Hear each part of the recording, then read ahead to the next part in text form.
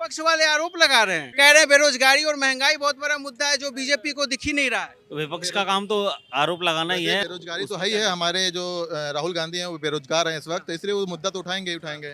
हमारा भविष्य जो है उज्जवल हो रहा है। बेरोजगारी उसके लिए जो काम नहीं कर रहे, जो काम करना था तो उसके लिए कोई बेरोजगारी नहीं। यहाँ पे जितने लोग खड़े क्या बेरोजगार आपको दिख रहे हैं? तानाशाह सरकार का नाम दे दिया गया है, क्या कहें? तो तानाशाह तो उन लोगों ने भी करा था, अब वो अपने बुरे कर्मों की सजा भुगती है उन लोगों ने। नेचुरल डेथ है, मुख्तार अंसारी जेल में खत्म हुए, किसने उनको मारा? जेल में खत्म हुआ, अपना भी खत्म।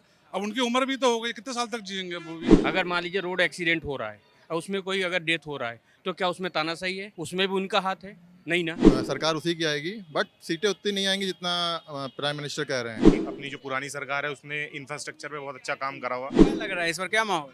माहौल बढ़िया है योगी जी के राज में। तेलंगाना में चुना हुआ कांग्रेस जीता, क्या वहाँ एक साथ 3 स्टेट में 4 स्टेट में हुआ था चुनाव ना? एमपी में हुआ था, छत्तीसगढ़ में हुआ था, हर जगह भाजपा आई तो वहाँ ईवीएम हैक हो गया। तेलंगाना में भाजपा नहीं आई तो वहाँ ईवीएम नहीं हैक हुआ, ये कैसे पॉसिबल है?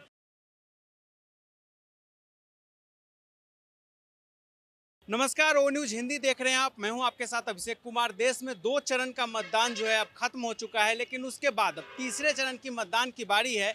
और इस बीच जो है अब कहीं ना कहीं जो सारा चुनावी समीकरण है वो घूम फिर कर हिंदू मुस्लिम पे वापस से आ गया है। कहीं देखा जा रहा है उत्तर प्रदेश में जो है मुसलमानों के नाम पे वोट मांगा जा रहा है। कहा जा रहा है कि जो अतीक अहमद थे, जिस तरीके से अफजाल अंसारी, अतीक और जितने बड़े बड़े माफिया थे, डॉन थे, इनकी मौत हो गई, इनके नाम पे अब वहाँ पे वोट मांगा जा रहा है। इसके बाद दूसरी तरफ प्रधानमंत्री नरेंद्र मोदी है जो कांग्रेस पार्टी पे इस वक्त हमलावर है। हमारे साथ यहाँ पे मोहन नगर में कुछ युवा भाई लोग हैं, इनसे जानने की हम कोशिश करते हैं आखिर इन लोगों का क्या कुछ ओपिनियन है। क्या नाम हुआ सर आप? मेरा नाम अर्पित तिवारी है, कहाँ से हैं सर? मैं लखनऊ से। क्या कुछ लग रहा है इस वक्त देश में जो माहौल है? प्रधानमंत्री जी नारा दे रहे हैं अब की बार 400 पार।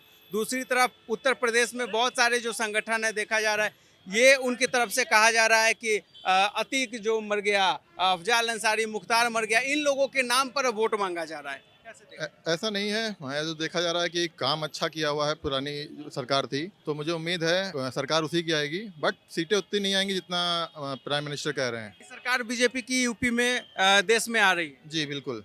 यूपी का क्या माहौल है? यूपी 80 सीटें हैं लोकसभा की, में 70 सीटों के अप्रॉक्स बीजेपी लाएगी। 70 प्लस आ रहा है बीजेपी। देहरादून का माहौल बताइए। देहरादून का माहौल तो ऑलमोस्ट आप देख के चलो, अभी इतना तो कह नहीं सकते, मगर कुछ जगह पे जो ऐसा है कि चेंजेस देखने को मिल सकते हैं।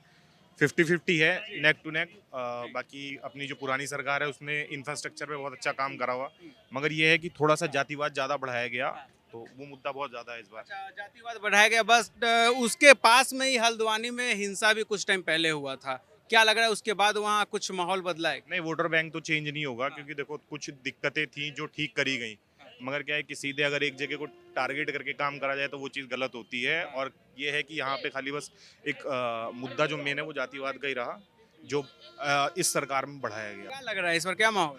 माहौल बढ़िया है, योगी जी के राज में बढ़िया काम हुआ है। योगी जी के राज में काम का बोलबाला है, या फिर बहुत सारे लोग आरोप लगा रहे हैं किया कुछ नहीं है बाबा जी ने, बस पीआर और आईटी सेल बस कह रहे हैं 400 पार 400 पार। सरकार मजबूत है, जो काम किया है दम पे किया है, दम पे काम किया है और बिना किसी के डर के दबाव के। विपक्ष वाले आरोप लगा रहे हैं, कह रहे हैं बेरोजगारी और महंगाई बहुत बड़ा मुद्दा है जो बीजेपी को दिख ही नहीं रहा है। विपक्ष का काम तो आरोप लगाना ही है। अब बेरोजगारी तो है ही है। हमारे जो राहुल गांधी हैं वो बेरोजगार हैं इस वक्त, तो इसलिए वो मुद्दा तो उठाएंगे ही उठाएंगे। 2014 से पहले कितने लोग एसडीएम और डीएम थे जो आज बेरोजगार हो गए? वहाँ पे बेरोजगारी कौन सी थी? वहाँ पे क्या सब एसडीएम डीएम थे? और 2014 से पहले कितने घरों में बिजली, लाइट और सड़क थी, बता दीजिए हमको, जो आज सबका खड्डा खोद दिए है। यानी 10 साल में विकास हुआ है मोदी राज। विकास नहीं, विकास से ज्यादा हुआ है, ये जान लीजिए। वो आप उसको गिनती में नहीं ले सकते। विपक्ष कह रहा है नहीं, महंगाई बढ़ गई है, बेरोजगारी बढ़ गई है, और ये बस हिंदू मुस्लिम के नाम पर वोट मांग रहे हैं। मुस्लिम नहीं हुआ है भाई, कोई हिंदू मुस्लिम नहीं हुआ है। आपने अभी तक सुना कहीं? कहीं देखा आपने? नहीं देखा ना। आप कहाँ से अभी? मैं यूपी से ही हूँ। हाँ, अभी वोटिंग हो गई आपके क्षेत्र में या नहीं हुई है? नहीं। कौन से क्षेत्र से? मैं भदोही डिस्ट्रिक्ट से हूँ। क्या लग रहा है वहाँ कौन आ रहा है? वहाँ पे बीजेपी ही आ रही। हाँ, आपका क्या नाम हुआ? मेरा नाम ब्रजेश सिंह हुआ, कहाँ से? मैं लखनऊ से हूँ। आप मुझे ये बताइए, अगर कोई इंसान अपना घर बनवाता है तो जाहिर सी बात है कुछ ना कुछ उसके घर में जो है इकोनॉमिकल प्रॉब्लम होती है। तो जैसे एक आदमी देश चला रहा है, ठीक है, तो देश में कुछ ना कुछ तो महंगाई आएगी आएगी। अगर इंफ्रास्ट्रक्चर आपका मजबूत हो रहा है तो कहीं ना कहीं आपको ये प्रॉब्लम झेलनी पड़ेगी, ठीक है, क्योंकि हमारे बच्चों का भविष्य, हमारा भविष्य जो है उज्जवल हो रहा है, ठीक है। तो अब ये विपक्ष ये कहे कि बेरोजगारी, तो बेरोजगारी केवल ये नहीं होता कि सरकारी नौकरियां देना है, बेरोजगारी नहीं हुई। आप देखेंगे जितने भी जो है आपके छोटे छोटे जो स्टॉल लग रहे हैं, जो ये भी एक रोजगारी है, आप समझिएगा इसको, ठीक है। तो बेरोजगारी का मतलब ये नहीं केवल सरकारी नौकरियां ही देना है। अभी आप बिहार की बात करें, तेजस्वी यादव जी ने जो है 1 लाख वहाँ पे दिया हुआ है, उसके बाद भी जो है वहाँ के लोग संतुष्ट नहीं है। तो आपने दे दिया, उसके बाद फिर जो है हम पेमेंट नहीं कर पा रहे हैं, उनका पेमेंट रुका हुआ है। तो ये ऐसे बहुत सारी चीजें हैं जो आपको, बेरोजगारी उसके लिए है जो काम नहीं करना चाहता। एक चीज समझ लीजिए, बेरोजगारी खाली उसके लिए है, बेरोजगारी उसके लिए जो काम नहीं करना, जो काम करना चाहता है उसके लिए कोई बेरोजगारी नहीं। यहाँ पे जितने लोग खड़े, क्या बेरोजगार आपको दिख रहे हैं? आप सभी एम्प्लॉय काम करके निकल। हाँ, हम लोग कोई IAS PCS अधिकारी नहीं, लेकिन फिर भी हम लोग काम कर रहे हैं। बेरोजगारी उसके लिए जो काम नहीं करना चाहते, कामचोर होते हैं, बस। और आप सभी को अभी मतदान करना है, अभी बाकी है। किस आधार पे, किस बेस पे मतदान करेंगे? पार, अब की बार 400 पार।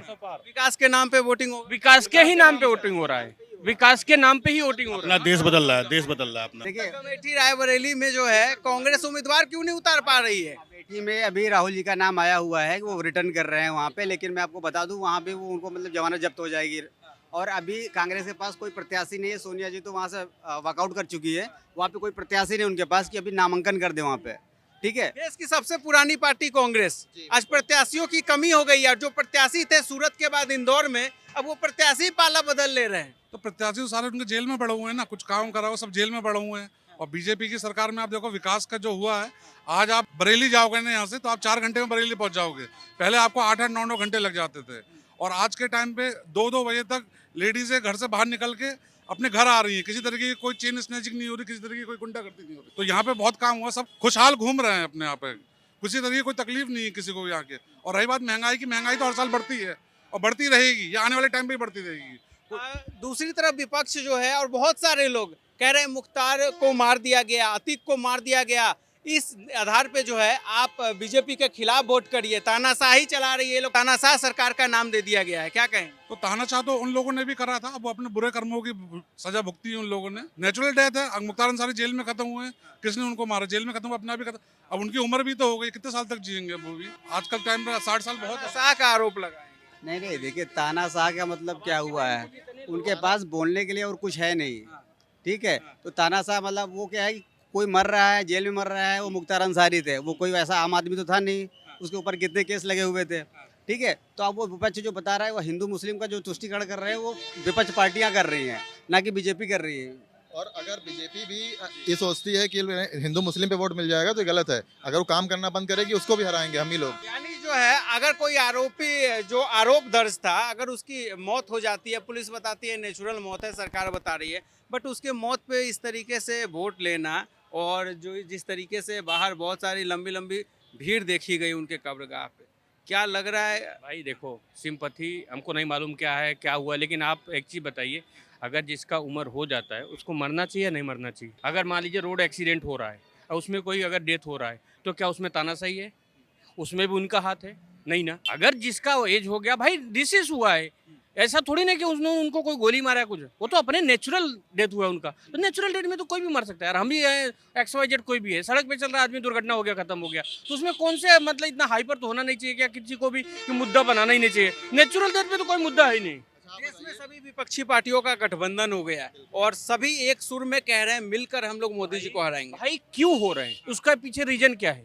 अगर सिंगल मैन कोई एक है तो वो सही है, या पूरे झुंड जो जुट रहे हैं, ठीक है, जो आ रहे हैं कि उनको भी ले लो, उनको भी ले लो, उनको भी ले लो, उनका क्या भरोसा, कल वो नहीं लूटेंगे? क्या कहेंगे? विपक्ष का प्रॉब्लम ये है कि विपक्ष क्या बेहतर करना चाहता है देश के लिए, समाज के लिए, लोगों के लिए, वो मुद्दा बताए। विपक्ष का मुद्दा कभी भी मोदी नहीं होना चाहिए, विपक्ष का मुद्दा विकास होना चाहिए कि वो कैसे विकास काम और अच्छे काम करके लोगों को इम्प्रेस कर सके। इस बार देश की जनता वाकई मोदी जी पे ज्यादा भरोसा कर रही है, क्योंकि विपक्ष भी जो मैनिफेस्टो आया है विपक्ष का, लोक लुभावन मैनिफेस्टो उनका भी है। 400 पार भाई, अब की बार 400 पार। भाई देखिए, मैनिफेस्टो हर साल, हर 5 साल पे आता है। 2014 से पहले कितने मैनिफेस्टो आए, किसी पे कितने % कंप्लीट हुए हमको बता दो?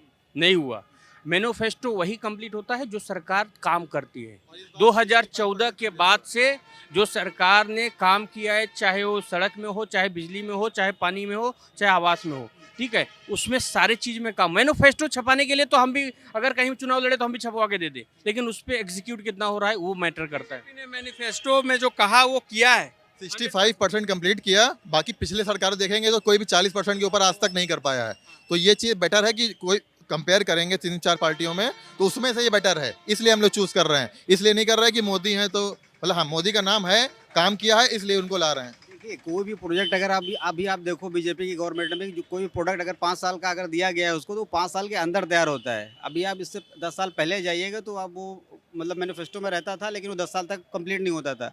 कोई भी ओवरब्रिज ले लीजिए वो बनता रहता था, कंप्लीट होता ही नहीं था। लेकिन अभी बीजेपी की गवर्नमेंट में इतने ओवरब्रिज, इतनी रोडें जो बनी हैं, आप देखिए एक्सप्रेस वे कितने बने हुए हैं। तो ये सारी चीज़ें हैं। तो कहने का मतलब विपक्ष जो बोलता है कुछ हुआ नहीं, तो अगर मुझे लगता है विपक्ष, मैं मानता हूँ कि कोई भी चीज़ 100% नहीं होती, बीजेपी भी 100% सही नहीं हो सकती है, ठीक है। कुछ चीज़ें उसमें हो सकती है गलतियाँ हो, तो आप उन गलतियों को निकालिए। आप केवल मोदी के ऊपर कटाक्ष करके नहीं आप जो उसको। प्रधानमंत्री मोदी जी बताते हैं ये बस अभी जो कुछ हुआ है ट्रेलर है, असली पिक्चर 24 से 29 के बीच आपको दिखाई देगी। एक देश जो होता है उसके विकास की 3 नींव होता है, सड़क, बिजली, पानी। सड़क का आप कंडीशन देख रहे हैं, नितिन गडकरी जी के नेतृत्व में सड़क का क्या स्थिति है। भारत आज एक ऐसी देश है हर मिनट में 100 किलोमीटर का सड़क बना रहा है, जो एक वर्ल्ड रिकॉर्ड है। ये सड़क कंडीशन है। बिजली पहले से और बेहतर हुई है, ठीक है। और आप दिल्ली में बैठे हैं, 2014 के पहले पानी यहाँ पे स्मेल करता था, अच्छे दूषित पानी था। आज यहाँ का पानी अच्छा है, साफ सुथरा है और उस पर दिन पर दिन काम हो रहा है। दिल्ली का कूड़ा जो है वो 18 मीटर कम हो गया है। तो आप समझ रहे हैं, तो इन तीनों बेसिक्स पे काम हो रहे हैं। मैं जहाँ का आप नाम ले रहे हैं माफियागिरी, ऐसे मैं वहाँ का रहने वाला हूँ। पहली बार एक ऐसा लोकसभा आया है, लोकसभा इलेक्शन आया है जिसमें विपक्ष की पार्टियां, चाहे वो मुख्तार अंसारी थे, चाहे वो जो भी थे, विपक्ष की पार्टियां उनके इलाके में जाके प्रचार कर रही हैं।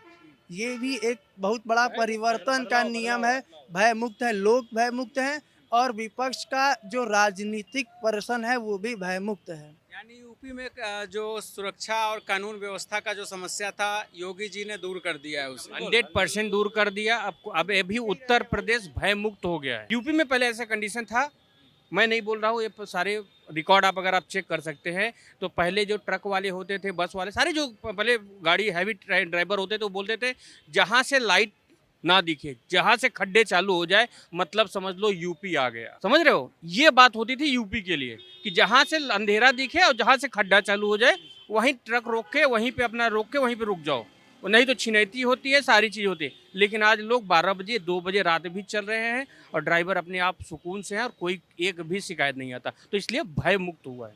विपक्ष तानाशाही का आरोप लगा रही है और बार बार कह रही है कि हम लोगों को एकजुट इसलिए होना पड़ा क्योंकि ये फिर आने वाले वक्त में हो सकता है चुनाव ही ना कराए, ऐसे आरोप लगाया जा रहा है, चुनाव ही खत्म कर दे। आपको ऐसा लगता है कि कोई भी गवर्नमेंट ऐसा कर सकती है? हम लोग क्या देखते रहेंगे? सिर्फ ऐसा पॉसिबिलिटी, सिर्फ वो भड़काने का काम कर रही है कि किसी तरीके उनको वोट मिल जाए, सिर्फ इसके अलावा और कुछ भी नहीं है।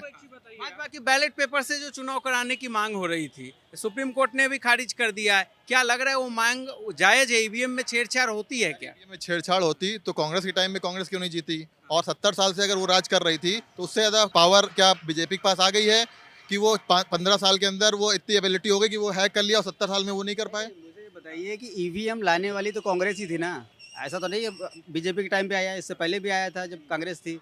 तो और 2-3 जो राज्य हैं जहाँ पे कांग्रेस जीत रही है वहाँ पे ईवीएम चल रहा है, अच्छा चल रहा है। जहाँ पे वो हार रहे हैं वहाँ पे ईवीएम खराब हो रहा है। तेलंगाना में जीती लेकिन मतलब वहाँ ईवीएम नहीं खराब थी। राजस्थान में जीती थी तो वहाँ तेलंगाना वो नहीं खराब थी। जिस तरह जहाँ जीतते हैं वहाँ सही रहती है, लेकिन जहाँ बीजेपी जीत जाए या कोई और पार्टी जीत जाए तो वहाँ पे ईवीएम खराब होती है। ऐसा क्यों होता है भैया? जहाँ बीजेपी जीत जाती है वहाँ ईवीएम हैक हो जाता है, बाकी जगह सही हो जाता है। देखिए मेरी बात, हर देश प्रगति की ओर बढ़ रहा है, नई टेक्नोलॉजी की तरफ बढ़ रहा है। ईवीएम एक नई टेक्नोलॉजी है। एक वैलिड पेपर में 140 करोड़ लोगों की मतगणना करना कितना मुश्किल चीज़ है। और ईवीएम का कॉन्सेप्ट कांग्रेस गवर्नमेंट नहीं आया था और ये एक एडवांस कॉन्सेप्ट था, ठीक है। और जहाँ भी जीत रहा है, से अभी तेलंगाना में चुनाव हुआ, कांग्रेस जीता, क्या वहाँ एक साथ 3 स्टेट में 4 स्टेट में हुआ था चुनाव ना? एमपी में हुआ था, छत्तीसगढ़ में हुआ था, हर जगह भाजपा आई तो वहाँ ईवीएम हैक हो गया। और तेलंगाना में भाजपा नहीं आई तो वहाँ ईवीएम नहीं हैक हुआ, ये कैसे पॉसिबल है? तो ये सारी चीजें ढकोसला है। हम लोग बात करते हैं वर्ल्ड क्लास का, हम लोग बात करते हैं इनरोलमेंट का, हम लोग बात करते हैं हाई क्लास का, ठीक है। हम लोग जब सारी चीजें एडवांस की बात करते हैं तो फिर हम बैक में क्यों जा रहे हैं?